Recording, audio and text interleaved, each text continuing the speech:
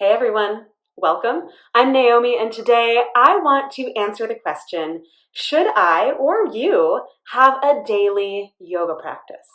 Now, part of the reason that I want to ask this question is that, you know, this is something that is largely encouraged within the yoga and fitness community, having a daily practice. It's actually something that I feel pretty strongly about, and I think that it's worthwhile to look at this from all sides, right? To ask the question, not only should you have a daily movement practice, but does having a daily movement practice benefit you? So let's find out, shall we? So the big thing that I really want to address within this idea of having a daily yoga or movement practice is the idea of consistency. Now, consistency is a really useful tool when it comes to establishing a new habit or reestablishing a habit that you might have once had but kind of stopped or sort of let go. And it's something that you want to have again. So consistency is a really great way to sort of get yourself back on track because it's a promise in some ways that you make to yourself saying, this is really important to me. The other really great thing about consistency is that it gives you a target, right? It gives you a really clear point to reach for every single day where you say, I am going to commit every single day to movement. Now, there is a dark side to consistency. There's a flip side to the coin of consistency because the flip side to that coin of consistency is rigidity. And I think this is a really important thing to look at, right?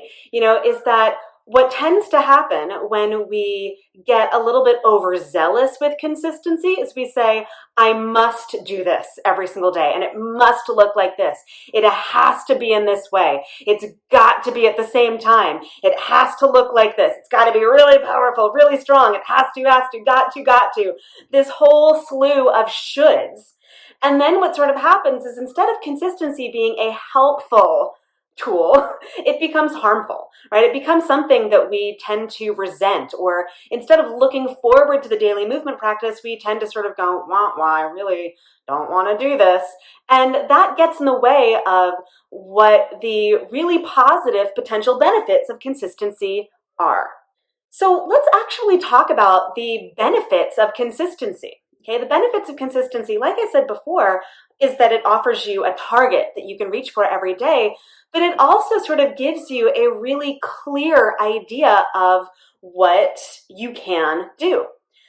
Okay, and I think what's really important about this is that when you are less consistent, so sort of, when you leave it up more to this idea of like, oh, well, I'll just do it whenever I want, that ends up becoming, oh, well, I don't really want to do it today, so I just won't. Now, if you really, really, really don't want to move, that is totally fine. But if you do want to move your body, if you do want to have a yoga practice and you're just not doing it because you don't feel motivated, which is a very fickle tool. Motivation is not a useful tool when it comes to establishing a habit. But if you are not feeling motivated, if you're not sort of feeling like super excited about it, if you're feeling kind of stuck or if you don't know what to do and you say, oh, I'll just do it when I want to, guess what happens?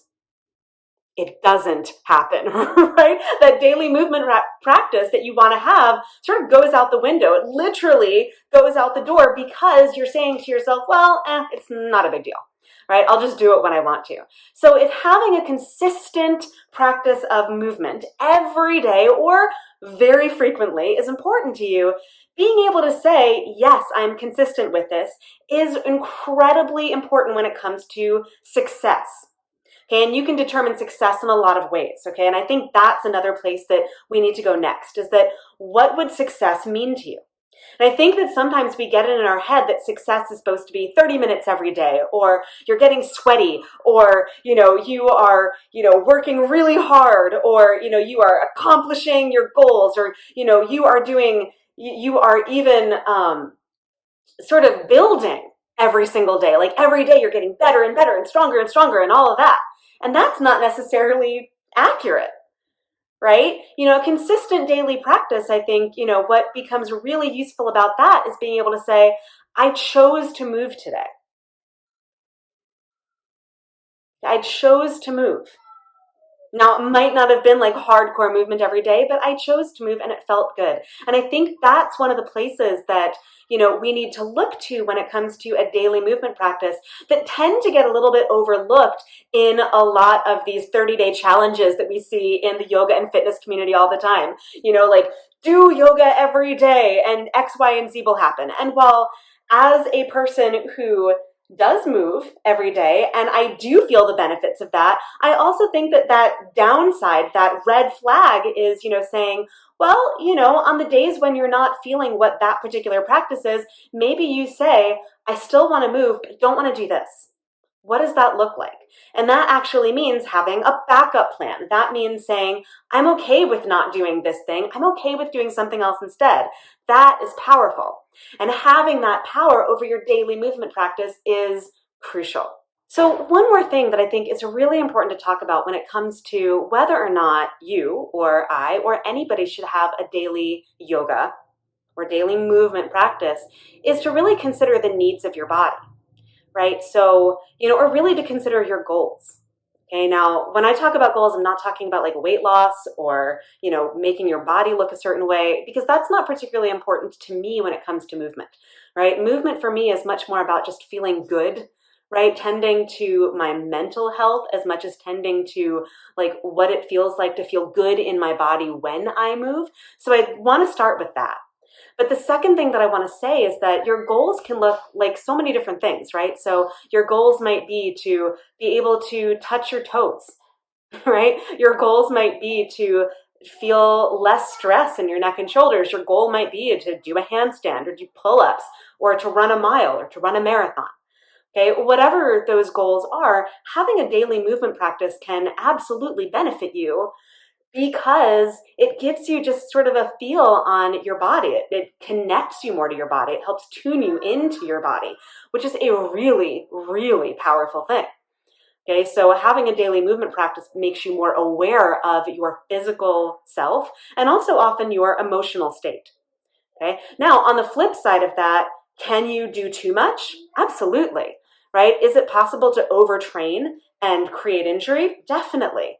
Right? Is it possible to have a daily movement practice that actually inhibits your ability to heal and recover from an injury? Yes. So a lot of this too has to do with knowing your own body and knowing what your needs are, knowing what your goals are, and really moving toward them in a super smart way. So let's recap and just go one more time over these really essential things to know about when it comes to establishing a daily movement practice. And, to get closer to answering the question, should I have a daily movement practice? Is it worth it to move my body every day? Okay, so our recap is this. Consistency is a useful tool. But when you take it too far and it becomes rigidity, it becomes much less useful. In fact, it can get in the way of you enjoying your actual practice. So what do we need to do instead? Okay, what we need to do instead is to set the bar a lot lower than we usually do. Okay, so we set the bar instead of to these super high standards of movement. Maybe we say, today I move for 5 minutes, or today my movement is cat-cow and child's pose, and that's enough. Right? Maybe today, instead of getting on my mat, I go for a walk, or I dance in my kitchen and I remember that that is also enough. Or maybe for the next 7 days, I decide to focus on one thing specifically, and when that 7 days is over, I say, I might be done with this, but I can do something else today too and keep up this movement streak because it makes me feel good. And I think, that's the thing that we come back to at the end is, why have a daily movement practice anyway? What are the benefits of having a daily movement practice? This is key because your why is everything. Now, I can speak anecdotally about why I have a daily movement practice, and that's primarily because moving my body every day feels really good, right? Moving my body every day boosts my mood, right? It helps me reduce stress. Now, it's not perfect. I still sometimes get angry at my kids, despite the fact that I might have moved in the morning, right? I still sometimes feel stressed, despite the fact that I've moved. So it's not like this magical, Band-Aid that makes everything in your life better, but it does, I find, smooth some of the rough edges. It does give me a little bit of sweetness when I'm feeling overwhelmed or overburdened or exhausted. So from an anecdotal perspective, I think that daily movement is beneficial in some really valuable ways. Okay, now there are many studies that have been done that also indicate that this is the case. And I mean, what else can we learn from Legally Blonde other than, exercise makes people happy and happy people don't kill people? I mean, that's true, right? I happen to use that movie probably more than I should, but I also think that as ridiculous and as funny as it is, there is some truth to that, right? Movement every day is a really, really valuable practice. So the takeaway for you, the thing that I want you to take away from this is that having a daily movement practice can be really beneficial, okay? There are many ways to have a daily movement practice. You can absolutely do one of those 30-day challenges, but you really want to look out for some of the red flags, right? You want to look out for some of the things that inspire rigidity, that do not teach you some of the really essential tools regarding habit change and habit science that help you implement this daily practice in a way that is healthy and sustainable. Okay, you also want to look out for some of the things that don't make you feel good or that don't line up with your life. Right? So a daily movement practice, I think, can be beneficial for pretty much everyone. You just have to use it in a really smart way. And I believe that you can do that. So have we answered the question, should I or you have a daily yoga practice? Of course, for myself, I absolutely have. I love my daily movement practice.